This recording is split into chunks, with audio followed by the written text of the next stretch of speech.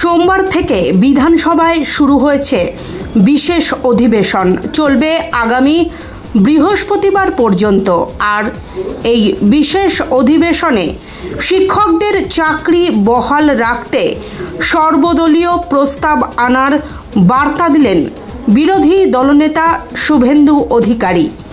সোমবার বিধানসভার বাইরে দুপুর 2টো নাগাদ সংবাদ মাধ্যমের মুখোমুখি হয়ে বিরোধী দলনেতা শুভেন্দু অধিকারী বলেন, রাজ্য যদি 1806 জনকে বাদ দিয়ে যোগ্য শিক্ষক শিক্ষিকার তালিকা পেশ করে, আমরা তাতে সর্বদলীয় প্রস্তাবে সমর্থন করব।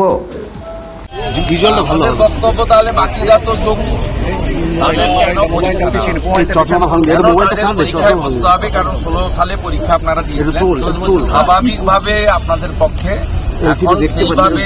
প্রিপারেশন নিয়ে পরীক্ষা দেওয়া সম্ভব এবং আমরা রাজ্য সরকারের কাছে আবেদন করেছি, আপনাদের মাধ্যম সামনেও আবেদন করছি। আমি আছি leader of opposition, chief opposition আছে। আমাদের পরিষ্কার বক্তব্য যে সরকারের পক্ষ থেকে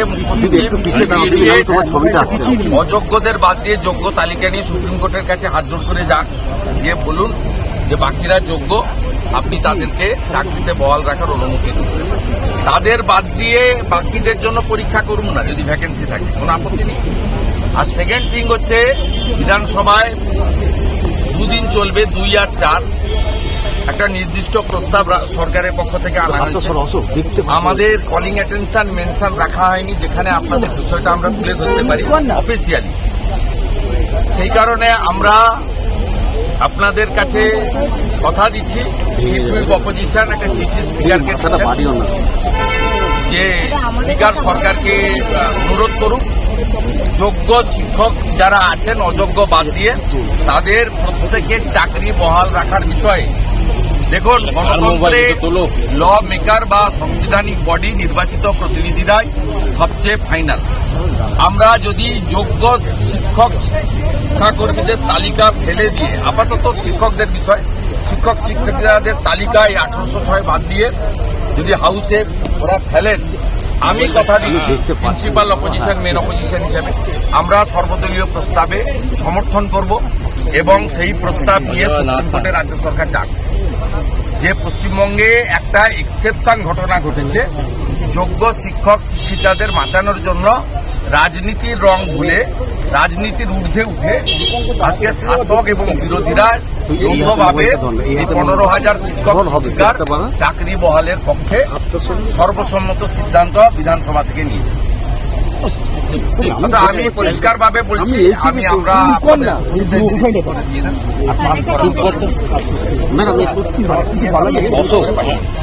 আর সেকেন্ড হচ্ছে, আমরা এটা তো এখানে বললাম, আগেও বলেছি, আমি একটা চিঠি চিফ সেক্রেটারিকে লিখছি মনোজ পন্তকে, আর উনি একটা চিঠি স্পিকারকে লিখছেন, যাতে 4 তারিখে হাউসের মধ্যে 4 তারিখে শেষ দিন আধ ঘন্টার জন্য আনুক, কারণ এটা তো বিতর্কের বিষয় নয়। আপনি সুপ্রিম কোর্টের নির্দেশে অযোগ্য আউট করে দিয়েছেন 1806, অনেকেই বলছে ত্রুটিযুক্ত, আমাদেরও ধারণা ত্রুটিযুক্ত, ঠিক আছে, সে বিতর্কে আমরা যাব না। বাকিরা তো যোগ্য, পরিষ্কার হয়ে গেছে, তাদের চাকরি বহাল। আমি আপনাদের কথা দিচ্ছি, উইদিন ইভিনিং আমি মনোজ পন্ত চিফ সেক্রেটারিকে একদম স্পেসিফিক, আর আমাদের অপোজিশন উনি নিজেও বাই প্রফেশন একজন teacher, doctor Shankar Ghosh, higher secondary স্কুলের টিচার, কৃতি শিক্ষক, তিনিও শিক্ষকদের ব্যথা যন্ত্রণাটা বোঝেন।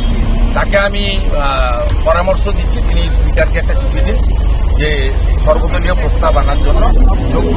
সেই প্রস্তাব নিয়ে যদি সুপ্রিম কোর্টে রাজ্য সরকার যায়, আমার ধারণা এটা একটা নজির থাকবে।